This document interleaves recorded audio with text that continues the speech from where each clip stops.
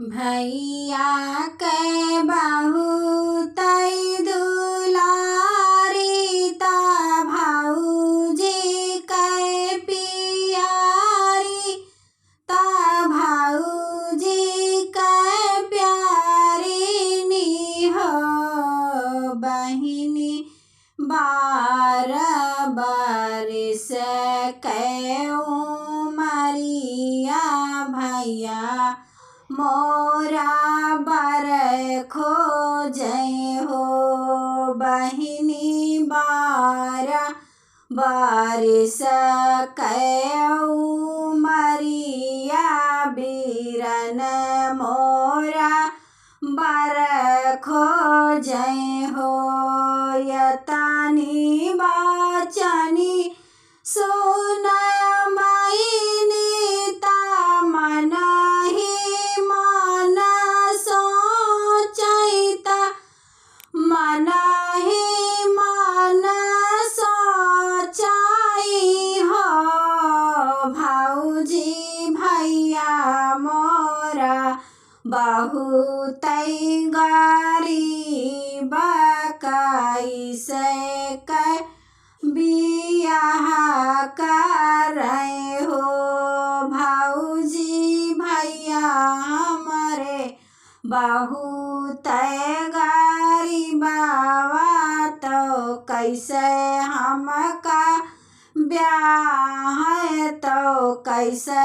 हमका ब्याह हो भाऊजी तो मन हमका माई जैसन भैया तब पैया जैसन भैया तब पैया जैसन हो बहिनी बड़े घरे करब बियाहवा ससुरे महिया राज की हो बहिनी बड़े घर करब बियाहवा ससुरवा मैं राज की हो जिनी सोचो मोरी बहिनी भैया तोहरा गरीब बाटे बिरना तोहरा गरीब बाटन हो बहिनी बेची देबै खेता खाली हनवाता भाऊजी के गहनवाई हो बहिनी बेची दे खेता खाली हनवाता भाऊजी के गहनवा बियाहवा तोहरा करब ससुरवा तोई राज की हो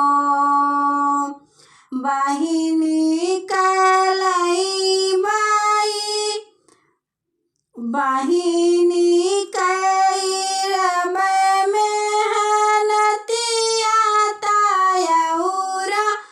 मजूरिया तायौरा मजूरिया हो बहिनी बड़े घर करब बियाहवा बहुत सुख करबू बहुत सुख करबीऊ हो बहिनी बड़े घर करब बियाहवा बहुत सुख करबू बहुत सुख करबीऊ हो बड़ा है बारिश उमर बीती गए भैया मोरा बियाह की है हो भैया